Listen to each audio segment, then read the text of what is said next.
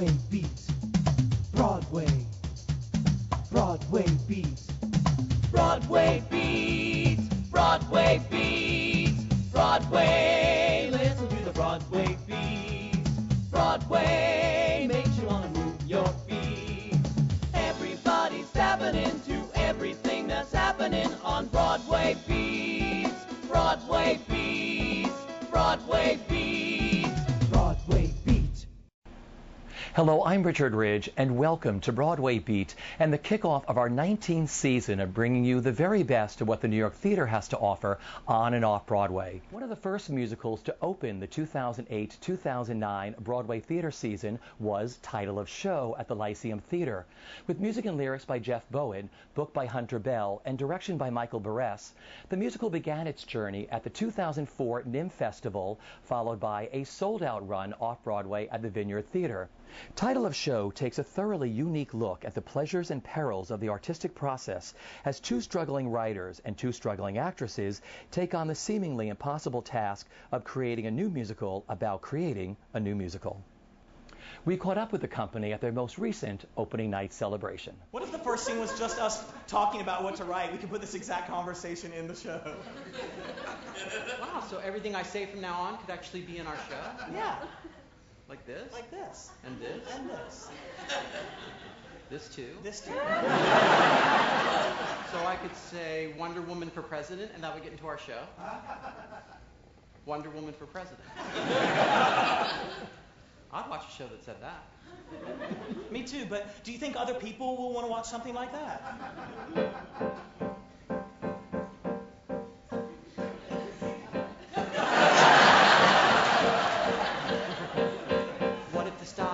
Set to music. What if what we're saying could be said in a song? Hey, that's not a bad idea. Perhaps we could use it. Music in a musical. How can we go wrong?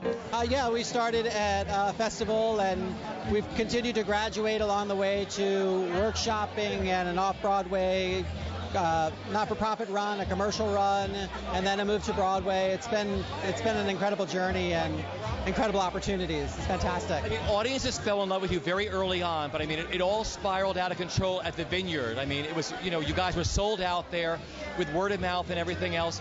And now 2 years later, here you are on Broadway. Is it all surreal for you? Yeah, definitely. Especially the fact that the plot is about, all of this happening basically. And it's there's a lot of levels of surrealness going on. Yeah. Take me back to the beginning of why you put the show together and wrote it originally. We wrote it originally just as a writing exercise. We wanted to get off our asses and do something, and we had a deadline for the festival, and so we decided to write for 3 weeks. And from putting ourselves out there, it continued to have more opportunities and more opportunities and more opportunities. So. It is truly unbelievable the way it kind of manifested. But I mean, it's not just like the last 4 years. I think all of us have been spinning this dream since we were kids. And to have it realized tonight is the most mind-blowing experience that we could have ever imagined for it. It's really amazing that it happened. The planets magically aligned, and we continued to add the right people to the mix. We were lucky that way. Very, very lucky. Why do you think audiences have fallen in love with this show? Honestly, and I've said this before that this sounds a little presumptuous, but I think they see themselves in the story. Because even if you're not a showbiz person, you know what it's like to have a dream. And you're watching us realize a dream and work hard for it, and the dream is not exactly what you expect, but it's still a dream coming true at the end of the play. And I think a lot of people are like, I have a dream, and so they identify. We could ask significant questions. We could get important points across, like, are we writing for art? And is art a springboard for fame? And will fame get us a paycheck? But will a paycheck mean that we're sellouts? And if we sell out, will they yell out me and you to nobody's in New York? Key change! Maybe someday our show will get a theater, and if not this festival, then somewhere out west. TV actors in our show, what could be better? Sweeter.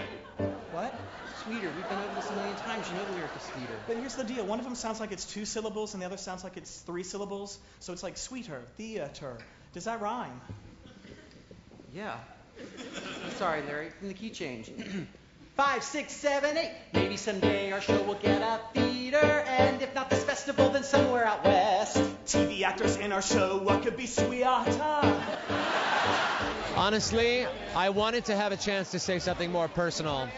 Professionally, artistically, I've been very, very blessed with my career. I've done a lot of work, and I'm very, very proud of most of it. But often, it wasn't really exactly what I wanted to say. And that's your job as an actor. And as a director, I had much more to say about the shape of the intent and of the overall impression. And I felt like we were saying something about our love of the theater. And it's so fantastic to be able to stand on a stage on Broadway and announce to the world that this is the greatest dream that we can think of. Not winning the lottery, not living in a giant mansion somewhere, not being a movie star. It's to be on Broadway, saying something and being a part of that history. So, really that's why I wanted to do it. And I think before even the boys knew how special a piece this was, I really had a strong sense that it was going to move people deeply, especially the people who really, really care about their remembering what their dreams were, and reviving that spirit of what you had when you were a kid and that you lost track of somehow along the way. I mean, you're lucky you do what you want to do for a living, but a lot of people don't. And for those of us that get to, it's great to say to other people, you can do it. If you want to do it, you can do it. You just have to get off your ass and get out there and say what you want to say. Well, that's why. Was it ever a challenge for you with this piece? Because there's so much love behind this and what it stands for and what you wanted to bring to it. What was the easiest aspect for you as a director? What was the most challenging for you? I know what the most challenging thing was. Because the actors, the authors are in the play and the actors all play themselves, or at least, theatricalized versions of themselves, the hardest part for me was to be able to encourage them to write the things that expose the most vulnerability and that were the truest parts of themselves.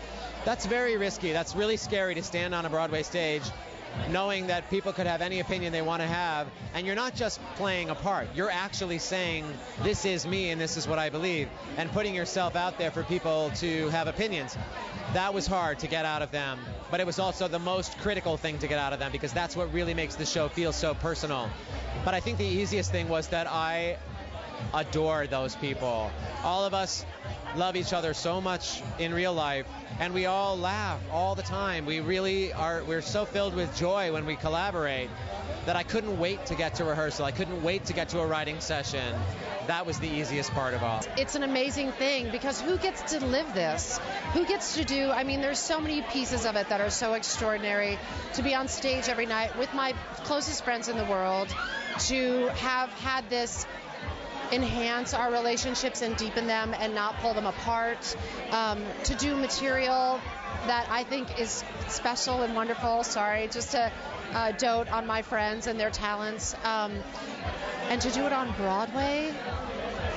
I'm just a girl from rural Ohio, so none of it is lost on me, and I feel so fortunate. And just talk about the relationship you all have with the audience. It's an interesting audience that comes to your show, but it's a great give and take. There's a love there. Talk about the reaction. It's been an amazing experience with the audiences. It's actually quite a diverse audience. We're bringing a lot of younger people to the theater that have found us sort of on the internet. So we have high school students, college-age students. We also have just like a New York theater audience. We have your gray-haired matinee ladies, and some of those people may think we're a little weird at first, but I think they're actually totally digging it by the end. But the audience response has been nutrageous. Really volcanic at times, and I just am so deeply appreciative of it. It's an amazing thing. Broadway on Broadway Beat. Tell me what, this would be the most surreal thing for me. Tell me how you feel tonight. It is super special. It's kind of like Christmas and birthday and Hanukkah and Valentine's Day all wrapped into one, and then exponentially tripled. It is a total dream come true. It's something, not only have you dream about being on a Broadway stage. It's like going to the Super Bowl or the Olympics or any kid dreams about this. I got to do it with my friends and something we created and I believe so much in. So it's an amazing night. Amazing, amazing. Take me back to the beginning of why you originally wrote the piece and what you wanted to say. We wrote the piece, Jeff Bowen, the composer, lyricist, and I, kind of just, we love this art form so much. And we wanted to see something that sounded kind of like we talked. And we love all kinds of different shows, but it interests us to just try something different. And it started with the inaugural year, 2004, the New York Music Theater Festival. Went to that opera run at the Vineyard, and now we're here tonight at the Lyceum. So it was just, it's just so fun to be a part of the conversation, and it interests us for the journey to finish here on Broadway and have a big megaphone and just ask questions and share ideas and challenge people to think and maybe what is a Broadway musical. Yeah. Hey, we could get that woman who was on Empty Nest. Dinah Manoff? She's awesome. Yeah. She was in Greece. Yeah. And leader of the pack. Ask significant questions. Get important points across. Like, are we writing for art? And is art a springboard for fame? And will fame get us the sitcom? And will the sitcom get us on Ellen? And will Ellen get folks to like us? And if they like us, will they like us